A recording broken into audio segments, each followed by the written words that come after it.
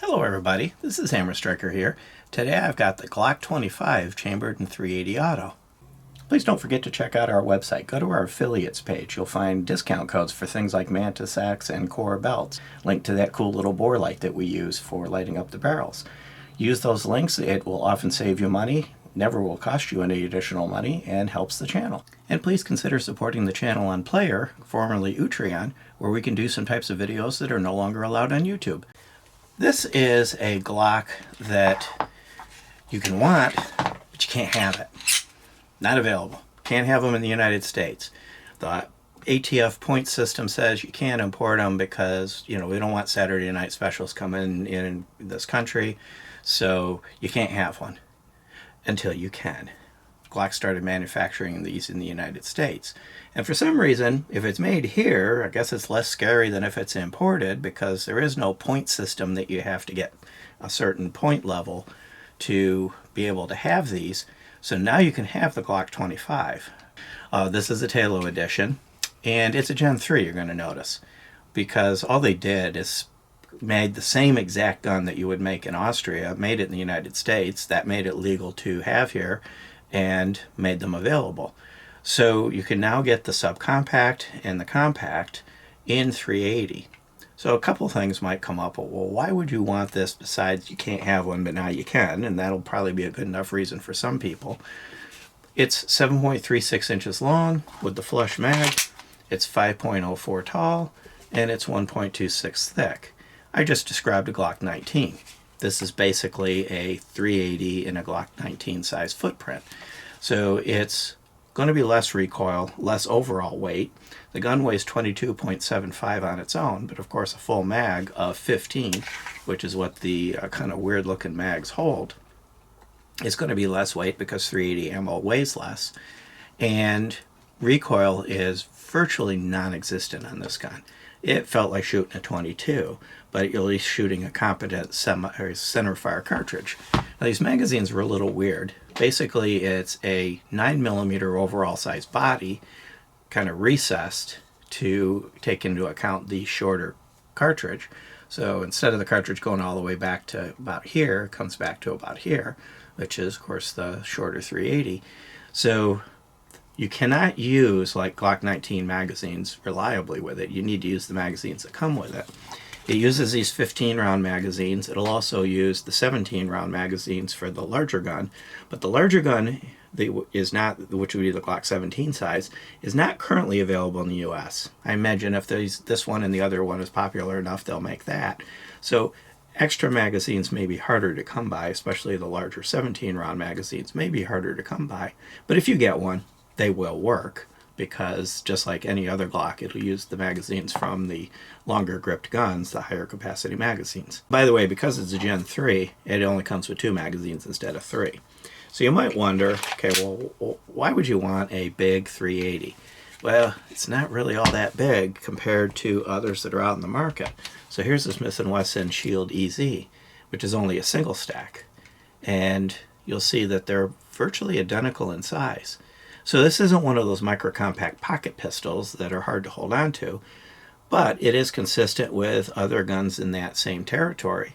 So even though it's not a super small gun or super thin, and by the way, the Shield EZ I think only holds 10. Actually, I think it holds 8, and this holds 15. So for a little bit additional thickness and the same overall footprint, you're getting 15 rounds.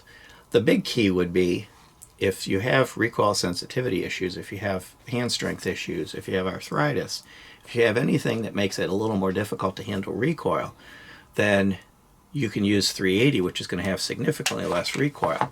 And the slide's a little lighter to rack. It's not as light as something like that EZ. I mean, that Shield EZ's whole bragging right is that it's easy to rack. They've done a bunch of things to make it, the slide really light. But the slide's relatively easy to rack, and it is going to have minimal to no recoil, so it's going to be easy to control. So if you've got any kind of hand strength issues going on, this might be a good choice, because it's something you can shoot, you can cycle, and you can keep on target and keep on your grip. One thing you're going to notice is there's a notch in the barrel hood. Glocks generally are square. These are blowback guns. because of the lesser power of the 380. They don't lock like a typical Glock, but they are still a tilting barrel to get reliable loading. Everything else about it is Glock. So it has the inertial toggle on the trigger, it has the internal drop safeties. If I took this thing apart and showed it to you and I told you it was a Glock 19, you wouldn't know any better. With it upside down, you can't see this notch on the barrel hood. You'd have no way of not even realizing that this is just looks like a Glock 19, acts like a Glock 19, and works like any other Glock. Because it's a Gen 3, there's no replaceable back straps. It does have the finger grooves, and it's kind of got the pebble texture on the side, and these little black textures in the finger grooves and on the back strap. But they come in one size, this size. This is what you get. The Gen 4 is when they introduced the replaceable back straps. From a sights perspective, love them or hate them, it's got the typical U-dot sights, which I find easy to use. They're replaceable. The front sight has a screw underneath it that holds it on. The rear sight is dovetailed.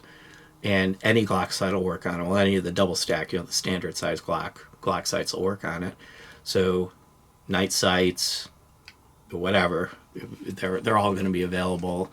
And of course, because it's a Gen 3, it's not MOS. There's no optics ready Gen 3s. It does, by the way, have the single slot Picatinny rail that's common on all the Glocks except the subcompacts. It comes in around the 500-ish territory, so it's consistent with the pricing of all the other Glocks. So disassembly on this is the same as any other Glock. You cycle it to make sure it's clear, pull the trigger. And the easiest way to take any of these guns that use these tabs or some similar format is just to grab the back of it like this and just kind of squeeze your hand. And when I squeeze my hand, you notice the slide moves a little bit. That takes the tension off, and then you can pull down these two tabs and let your tension off, and it just slides apart.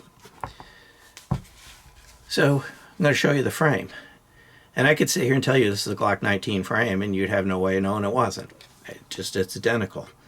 It isn't. It's not the Glock 19, but fundamentally everything in here is going to be the same as the Glock, the other Glocks.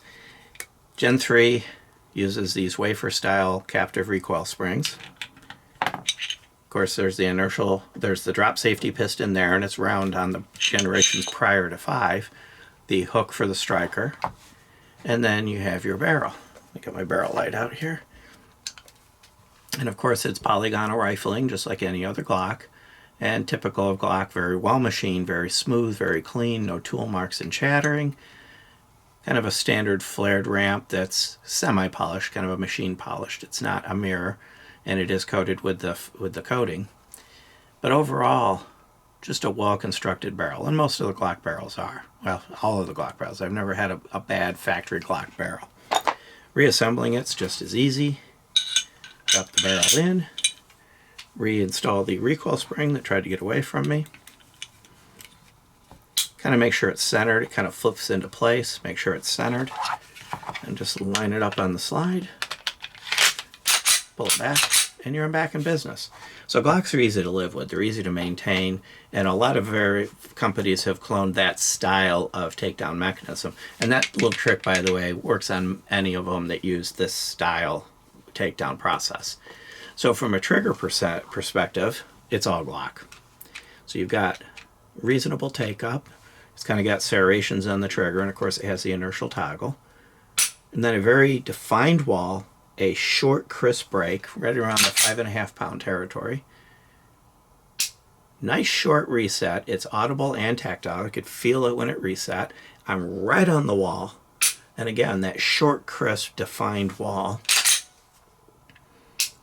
That would be the reset, and that would be all the way out. I like Glock triggers. Some people absolutely hate them. It's to each his own. But just like any other Glock, there's a whole bunch of triggers out there on the market. If you hate this trigger, there's a lot of options to swap it out with something else. The minus connectors and a whole arena. Because this is basically the same architecture in a different caliber, despite the whole thing with the point system, it's easy to upgrade that trigger if you don't like it. I find the Glock trigger easy to work with. I found this easy to shoot well. I found the fact that there was almost non-existent recoil very pleasurable. So this would make a good concealed carry gun, a good range day fun gun because it's comfortable to shoot, and potentially home defense, even though for home defense you might find yourself in a position to use something a little bit bigger or probably a larger caliber, but this would cover everything that a Glock 19 would, just in a slightly less powerful cartridge, but still centerfire, and that's the key. It's still going to be a reliable cartridge. So if you've been wanting one of these and couldn't have it because of the point system, you finally can have one. If you're looking for something with minimal recoil, easy to control, might be a good choice, even if you didn't even know these were unavailable previously. Beyond that, if you like our videos, please give us a thumbs up, share, subscribe, click that bell up there to be notified if you do. Check us out on Facebook, Instagram, Player, Rumble. We're pretty much everywhere. And thank you.